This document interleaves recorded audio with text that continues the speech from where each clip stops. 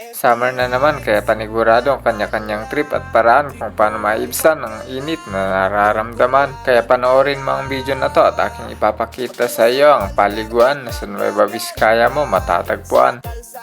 Ito ang ilog na kung tawagin ay Paddle Dam. Ito ay matatagpuan sa pagitan ng Daruba at Calyat, Quezon, Nueva Vizcaya. Kaya sa mga nakakaalam, pa-comment naman kung kaninong parte ba talaga, kung Calyat o Daruba. Masasabi kong perfect mag-picnic at magtampisaw dito. Kasi bukod sa malamig ang tubig ay marami silang kubo na para bang nasa Labi River ka ng Bungabon, Nueva Ecija. Kaya kung nagbabalak kayong mag-outing o mag-picnic ay subukan nyo dito. Sa entrance fee ay nagbayad lang kami ng 10 para sa isang motor na ibinaba namin doon sa tabing ilog mismo. Nakalimutan ko na palang itanong kung magkano ang rate nila para sa mga kubo. Kaya sa mga nakakalam dyan, pa-comment naman. At itag mo na rin ang iyong mga kaibigan para simulan nyo ng guhitan ang plano na nauudlot din lang.